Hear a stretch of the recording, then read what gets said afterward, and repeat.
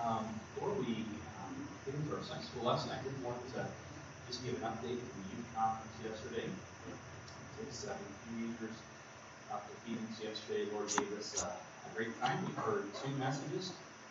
One from DJ Soto, he's the youth pastor there at Cornerstone Baptist Church. The one from Evangelist Troy Carlson. And both of them were really helpful and encouraging. The teens enjoyed lunch, and then also about 2 hours of different odd types of games. And our teens did really well in that. And wanted to mention they had for the first time girls arm wrestle. And we brought 2 girls with us, Angelina and Kayla. And Angelina said she would do it. Well, Angelina, she's just a little petite thing. And there were some,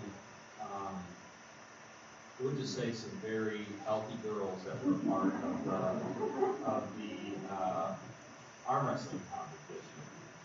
And so it was funny because the girl who was directing the arm wrestling, the leader, she wasn't matching girls up. She was asking for volunteers. With each church we have one representative.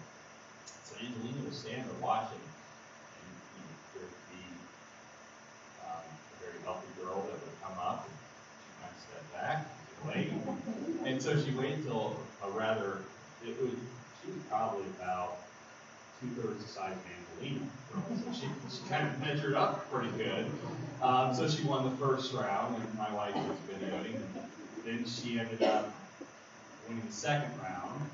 Then she won the third round, and she ended up going to the championship game. So she couldn't size up, but anyway, it was the finals, and she actually did very. I was shocked. I mean, I really was. I don't want to arm wrestle you. And some of these girls, their faces, their faces were turning red and purple and, almost breathing fire out of their nose. But she just had this little smile on her face and she just wasn't it down. So I wanted to have her brother Adrian arm wrestle for her, but it didn't work out. But they had a good time. Just enjoyed the fellowship. So parents, thank you for letting me go. We had a good time. Just a few announcements from the bulletin. This week, our midweek service on the 14th, it's actually going to be more of a preparation service for our master clubs, which will start in 2 Wednesdays. And so specifically those that are helping out in master clubs, it's really important for you to be there because we're going to kind of have a dry run through of master clubs and just making sure that we're kind of all on the same page before we actually do that. We'll also have a special time of prayer when is for that? the master clubs. When is that? Ministry, as it will start the following week. And The week before. please make sure that if you're helping out, that you've watched the training videos and that you turned in the ministry questionnaire and the child guidelines pledge that you've read that and understand. Also wanted to mention that our missions conference is coming up in November 4th, 5th, and 6th. And this year we'll be doing a little bit different. We'll be presenting the missions banks on Friday night instead of Sunday morning. And so we just made those available on Wednesday night. So if you'd like to take a missions bank and begin collecting funds for that specific missionary, this is a way that we can be a blessing to the missionaries.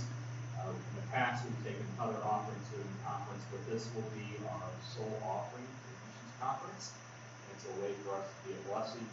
I think last year, each missionary received close to $2,000 from missions banks, which some of them that are traveling, that helps cover their traveling expenses, but it also helps meet some other needs that they do have. So those are available on the back. And then I just wanted to let our church family know we've been praying for Katie Hilbert to receive her visa. She was with us last year for our missions conference.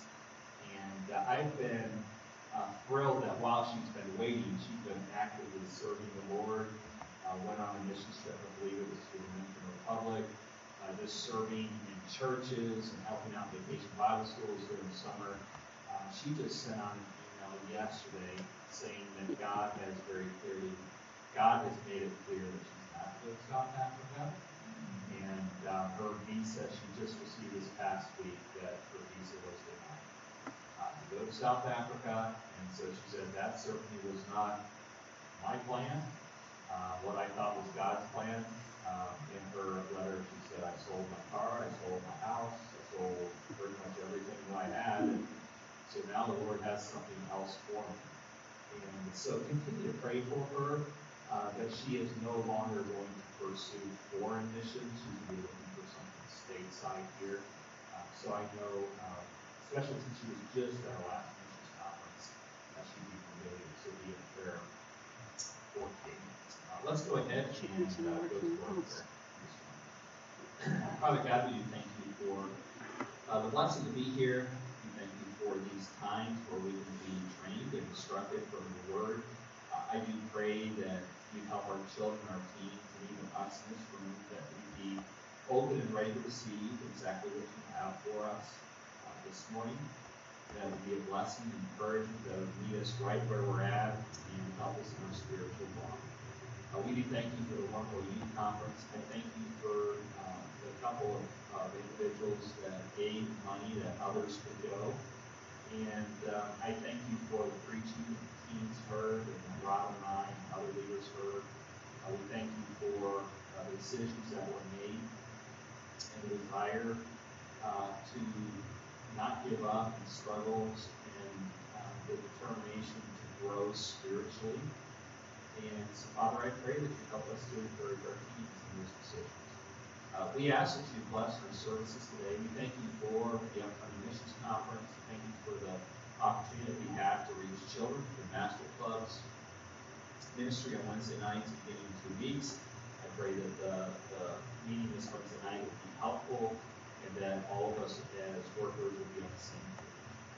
And God, we thank you for Katie. I pray that you help her now as we close the door to South Africa. I pray that you very clearly open for her the next door of ministry for where she can faithfully serve. We pray these things in Christ's name. This morning we're find ourselves in 1 Peter chapter 4. 1 Peter chapter 4, and we're continuing in our theme on just the trials that we go through as believers. And so beginning in verse 1, going through verse 6 of 1 Peter chapter 4, the Bible says this: For as much then as Christ hath suffered for us in the flesh, arm yourselves likewise with the same mind. For he that hath suffered in the flesh hath ceased from sin, that he no longer should live the rest of his time in the flesh to the lust of men, but to the will of God.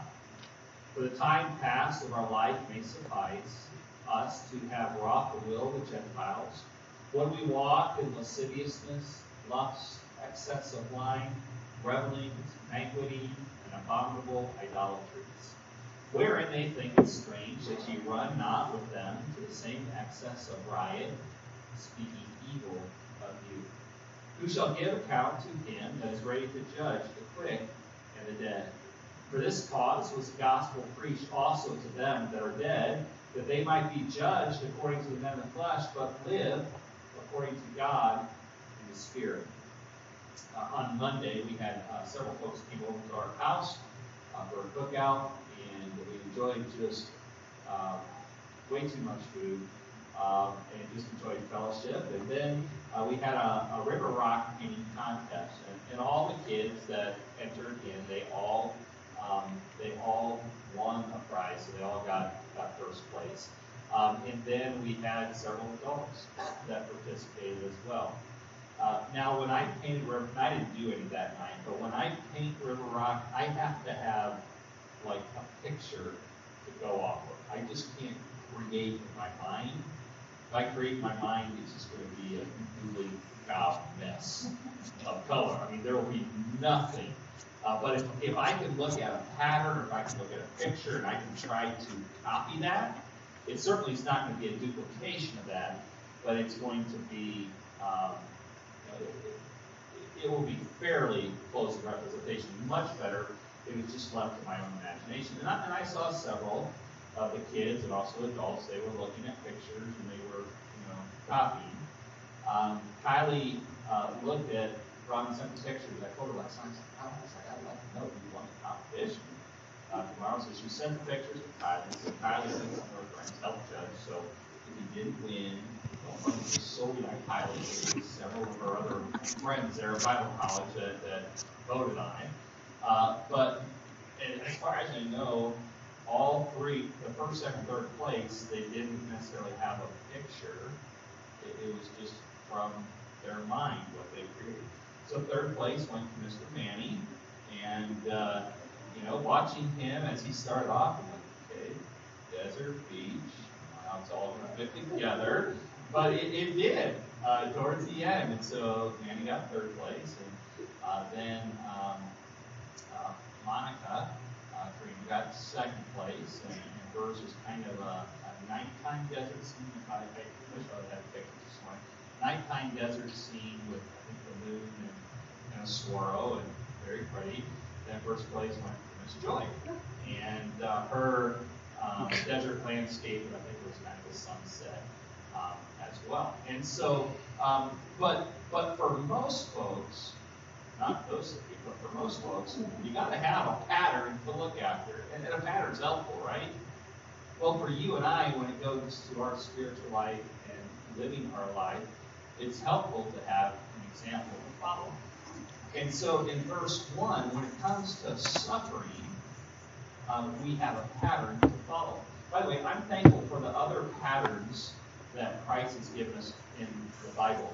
I'll just mention this real quick, because it really was a blessing. The first message that the youth pastor from Cornerstone preached, he kind of had the theme of life is difficult. Life, just you go through different stages, from in the womb to birth, to being a child, to a teenager, to a young adult, to middle-aged adult, to a wiser adult. It really is, you face struggles throughout it.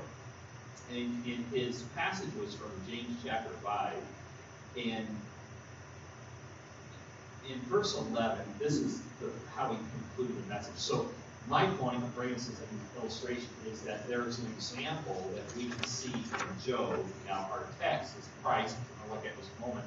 But this is what we heard yesterday at the youth conference. James 5, verse 11 says, "Behold, we count them happy which endure." And in verse 7 and verse 8, when you're going through difficulties, James instructed, be patient. Be patient. And what happens when you're patient and you wait, you don't quit, you don't give up, you don't give in during that, you are enduring. So verse 11, "Behold, we count them happy which endure. Ye have heard of the patience of Job, and seen the end of the Lord." Okay?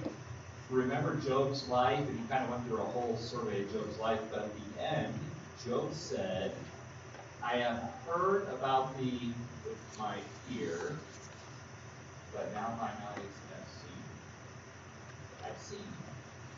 And so even his perspective going through the trials, now that he's looking back, it was much different than going through. Because throughout the trial, he heard about the Lord, but finally he saw the Lord, and that made all the difference. The last part of that verse says, "So, Job, ye have heard the patient Job, and seen the end of the Lord, that the Lord is very pitiful and of tender mercy." So, the struggles that we go through in life, many times they bring us to a place where we realize, I can't. When we realize we can't, then all of a sudden God's mercy is there to say, but I can. I don't know the answer to this. That's what the struggle has brought us to. And God says, you don't know the answer, but I do.